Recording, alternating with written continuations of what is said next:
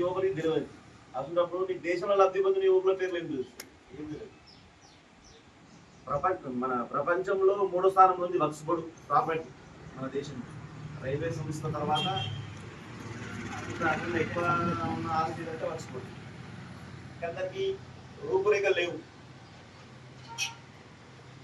ప్రభుత్వ పరంగా లెక్కల్లో లేదు. కలెక్టర్కు తెలియదు, సీఎంకు తెలియదు, ఇంతకుముందు ఉన్న పాలకులకు తెలియదు. అయితే అవన్నీ గాలి లెక్కలు కాకుండా ఒక రూపురేఖ తీసుకురావాలా, దీన్ని ఆదాయం ఎంత వస్తుంది, దీన్ని ఖర్చు ఎంత ఉంది అని ప్రతి ఒక్క యువకునికి ఇవ్వాలా. దాని లాభాలను ప్రతి ఒక్క మైనార్టీ సోదరునికి మొత్తం మీద 100% మైనార్టీ సోదరుల్లో 97% మందికి దీని ఫలాలు అందకొచ్చినాయి. 3% మందికే దీని ఫలాలు అందుతున్నాయి. ఆ 3% మంది కూడా ఎవరంటే కాంగ్రెస్ పార్టీలో ఉన్న కార్యకర్తలు, ఎంఐఎం పార్టీలో ఉన్న కార్యకర్తలు, లేకపోతే వీళ్ళకి వత్తాసు పలికే ఈ పెద్ద పెద్ద రోడ్లు చూడండి, వాళ్ళకి దీని ఫలాలు చెప్తున్నారు. అది తప్పు. ప్రతి ఒక్క పేద ముస్లిం సోదరునికి కూడా దాని ఫలాలు అందాలా. దానివలన ప్రతి ఒక్క యువకుడు, ఒక కుటుంబం లబ్ధి పొంది అభివృద్ధి పథంలో నడవాలా. పంక్చర్ వేసుకునే షాపు కానీ, పూల అమ్ముకునే షాపు కానీ, పానం అమ్ముకునే షాపు కానీ ఉండకుండా జర ఆర్థికంగా స్థిరపడినట్టు ఉన్నారంటే వాళ్ళ వక్ఫ్ బోర్డు మీద నుంచి వాళ్ళకు ఆర్థికంగా ఎంతో కొంత సాయం చేస్తే వాళ్ళు బెటర్ అవుతారన్న ఉద్దేశంతో మోడీ గారు ఈ యొక్క కార్యక్రమాన్ని తీసుకొచ్చారు. అయితే ఇప్పుడు మైనార్టీ చేతుల నుంచి జారిపోతుంది అని చెప్పేసి ప్రచారం చేస్తున్నారు, కానీ వాస్తవానికి జారిపోతుంది ఈ ఉన్నత వర్గాలు, ఎంఐఎం నాయకులు, కాంగ్రెస్ నాయకుల చేతుల నుంచే ఈ వక్ఫ్ బోర్డు అనేది చేజారిపోతుంది. అందరికీ అర్థం లెక్క కనబడేట్టు చేస్తుంది మోడీ. ఇది చాలా తప్పు అని చెప్పేసి ఆ విధంగా కాకుండా మన వ్యవస్థను నష్టం చేస్తారు. ఈ వక్ఫ్ బోర్డు అంటే ఊర్లలో ఏం చెప్తారంటే ఈద్గా, దర్గా అవి గుంజేసుకుంటారు. ఆ ఈద్గా, దర్గా రెండు కూడా వక్ఫ్ బోర్డు కిందకి రావు, వక్ఫ్ బోర్డు ప్రాపర్టీలు కావు, ఈద్గా కానీ దర్గా కానీ. ఇక ఇప్పుడు మనం వాడు ఈద్గా నమాజ్ చేసుకోవాలి కానీ మోడీ పర్మిషన్ తీసుకోవాలా, లేకపోతే ఊళ్ళో సర్పంచ్ పర్మిషన్ తీసుకోవాలా అని చెప్పేసి, లేకపోతే ఇంకేదో ప్రచారం చేసి మొత్తం మీద ఆ వర్గంకు మనకు కొట్టాడలు తేవాలని చెప్పేసి భయభ్రాంతులు గురి చేయాలని చెప్పి చూస్తున్నారు. వాళ్ళకి బతాలు పలికే రోజు మరలా వేలే.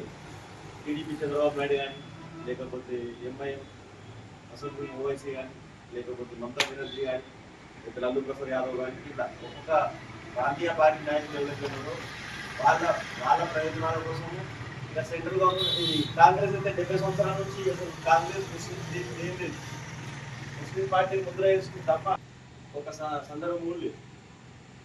వాళ్ళు ఇప్పుడు ఎందుకు భయపడుతున్నారంటే మాకు ఎంతో కొంత ఉన్న ఓటు బ్యాంకు ముస్లిం ఓటు బ్యాంక్, మాకు ముస్లిం ఓటు బ్యాంక్ ఉంది కాబట్టి ఇప్పుడు ఈ భారతీయ జనతా పార్టీ చేసే కార్యక్రమాన్ని ప్రజల్లోకి వెళ్ళింది అనుకో, ముస్లింస్ లబ్ధి పొందుతారు. ముస్లింస్ లబ్ధి పొందారు అనుకో ఓట్ బ్యాంక్ చీలిపోతుంది.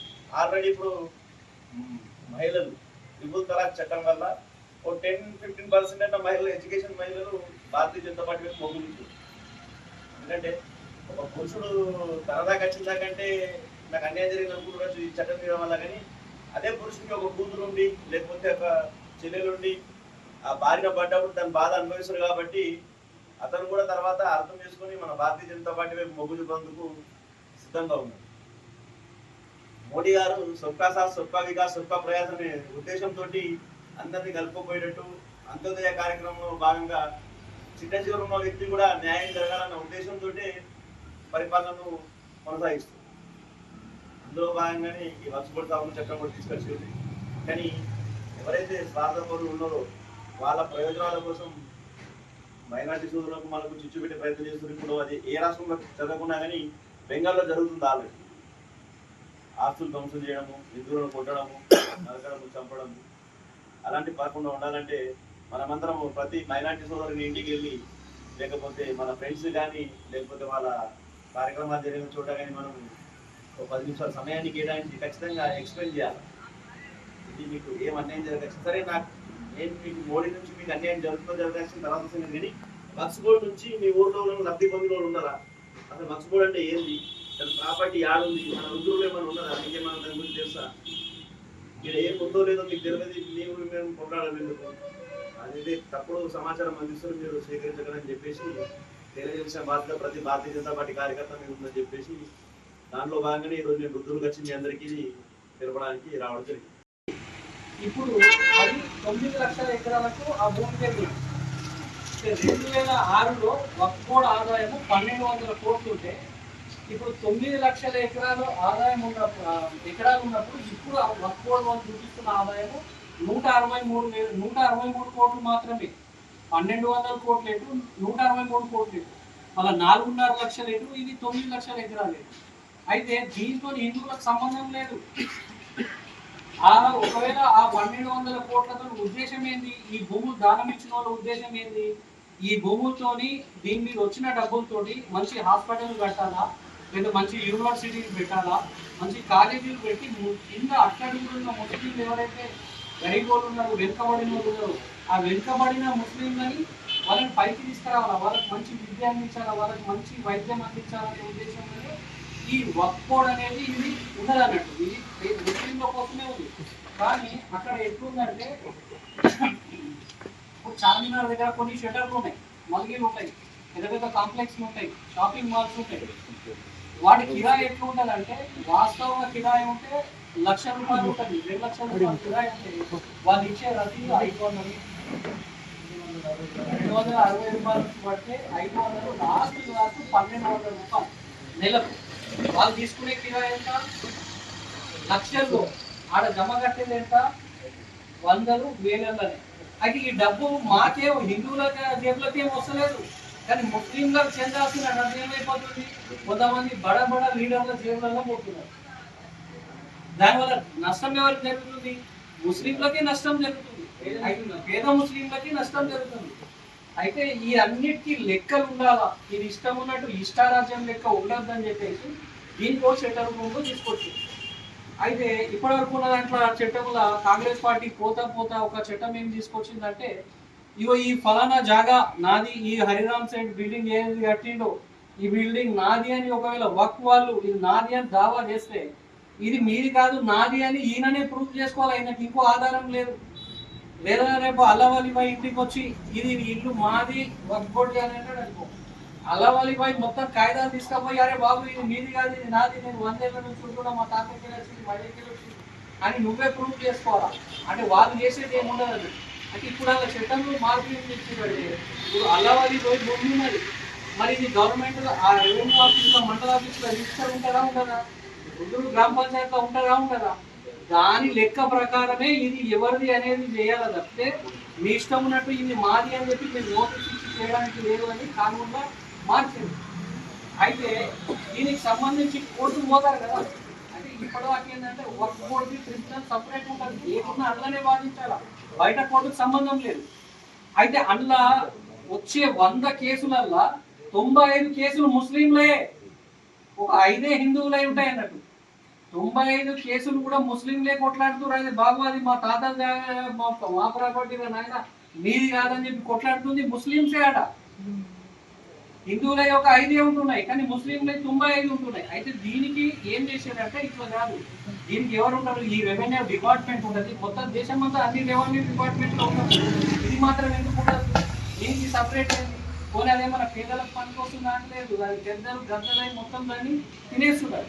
అందుకని ఆ ఉద్దేశంలో ఏం చేశారంటే అక్కడ ఉన్న చట్టంలో కొన్ని మార్పులు తీసుకొచ్చి దాన్ని పకడ్బందీగా చేసి ఇది చేసినాడు. ఇంకా ముస్లింలకు ఎక్కువ కొంతమంది భర్త చనిపోయి తర్వాత ముస్లింలకి ఏంటంటే ఆడవాళ్ళకి ఆస్తి మీద హక్కు ఉండదు. ఆ ముస్లిం లేడీ ఆమె ఒంటరిగానే ఉంటుంది కదా, అది ఆమెకు ఆస్తి చెందదు, అది సీదా ఎవరికి పోతుంది? వక్ఫ్ పోతుంది. అట్లా కాదు, ఇప్పుడు ఏం చేస్తుందంటే ఆ ఒంటరిగా ఉన్నా సరే ఆ మహిళకే ఈ ఆస్తిపాస్తులు చెందాలని చెప్తే ఇట్లా దౌర్జన్యంగా ఒప్పుకోడు దాన్ని ఆక్రమించుకోవడానికి ఈ చట్టం తీసుకురావడం వల్ల హిందువులకు కానీ లేకపోతే క్రిస్టియన్లకు లేకపోతే బౌద్ధులకు సిక్కులకు ఏమైనా ప్రయోజనం ఉందా? లేదు. అది ఎవరికి బెనిఫిట్ అవుతుంది? ముస్లింలకే బెనిఫిట్ అవుతుంది. అయితే ఇప్పుడు మన దగ్గర ఉన్న ఎంఐఎం నాయకుల చేతిలో ఏంటంటే దగ్గర ఒక 3.5-4 వేల ఎకరాల భూముల ఆస్తులు ఉన్నాయి. వాళ్ళ కాలేజీలు కానీ వాళ్ళ హాస్పిటల్స్ కానీ వాళ్ళ ప్రాపర్టీస్ అని కానీ అందులోనే ఉన్నాయి. అవన్నీ వాళ్ళ చేతుల్లోంచి పోతాయి. దాని కాగితాలన్నీ కూడా ప్రజల ముందు పెట్టాలా, వాళ్ళు కూడా దాని రికార్డు చూపించాల్సి వస్తుంది. ఆ బాధకి వాళ్ళు ఏం చేస్తున్నారంటే జనాల మధ్యలో చిచ్చు పెట్టి హిందూ ముస్లిం గొడవలు సృష్టిస్తున్నారు. చూపిస్తుంది తప్పితే ఇలా హిందువులకు కానీ ముస్లింలకు కానీ వాళ్ళిద్దరికి ఏం సంబంధం లేదు. అది కేవలం ముస్లింలకు సంబంధించిన సంస్థ మాత్రమే. అయితే ఇది చార్మినార్ దగ్గరనే చుట్టుపక్కల మనం చూస్తే, నేను జస్ట్ 3 రోజుల క్రితం 3-4 రోజుల క్రితం హైదరాబాద్ పోతే చార్మినార్ పోదాం మస్తు రోజులు అయినది మా ఊళ్ళో అంటే అటు పోయినాం మనం. ఎంత పాడుపడిపోయిన ఏరియా ఉన్నదంటే అసలు డెవలప్మెంటే లేదు అక్కడ. ఎప్పుడో 50-100 సంవత్సరాల క్రితం కట్టిన ఇల్లు తప్పితే కొత్తగా ఒక ఇల్లు కన్స్ట్రక్షన్ లేదు, ఒక పార్కింగ్ లేదు, ఒక దారి లేవు, ఏం లేవు. ఒకవేళ అదే కనుక అక్కడ మంచిగా పోవడానికి మనకు దారులు మంచి డెవలప్మెంట్ ఉంటే ఎంతో మంది ఎలా పోతారు, ఎంతో మంది ఆ చారిత్రాత్మక కట్టడాన్ని దర్శించుకుంటారు. అక్కడ ఎంతో షాపింగ్ జరుగుతుంది, బిజినెస్ జరుగుతుంది. దీనివల్ల ఎవరికి బెనిఫిట్ అవుతుంది? అక్కడ చుట్టుపక్కల ఉన్న ముస్లింలకే బెనిఫిట్ అవుతుంది కదా. అయితే దాన్ని డెవలప్ కానిస్తలేరు. ఎందుకు కానిస్తలేరు అంటే వాళ్ళకు ఆ ప్రాపర్టీల మీద ఉన్న హక్కు ఏదైతే ఉందో ఆ హక్కు పోతుంది, వాళ్ళకున్న కబ్జా పోతుంది అని చెప్పేసి వాళ్ళు ఆ రకంగా దీన్ని తప్పుదో పట్టించి హిందువుల ముస్లింల మధ్యలో గొడవలు సృష్టించి ఈ రకంగా ఇవాళ బెంగాల్లో జరుగుతున్న గొడవలు కూడా అవే. ఇంకా దాంట్లో వినబడుతుంది ఏంటంటే బంగ్లాదేశ్ నుంచి చొచ్చుకొచ్చిన వాళ్ళే గొడవ పడుతున్నారు తప్పితే ఇక్కడున్న ముస్లింలు దాంట్లో వాళ్ళ ప్రమేయం చాలా తక్కువ ఉంది, వాళ్ళే ఎక్కువ ఇది చేస్తున్నారని చెప్పి, అంటే కావాలని గొడవలు రెచ్చగొడుతున్నారు అక్కడ ఉన్న లోకల్ గవర్నమెంట్ అని చెప్పేసి ఒక వార్తలు కూడా వస్తున్నాయి. కాబట్టి దీన్ని అన్ని దృష్టిలో పెట్టుకొని మనం అందరం కూడా ముస్లింలు కూడా ముస్లిం సమాజంలో దీని గురించి చర్చించి ఇట్లా జరుగుతుందనే విషయం మీరు మీ సమాజంలో చెప్పాలా.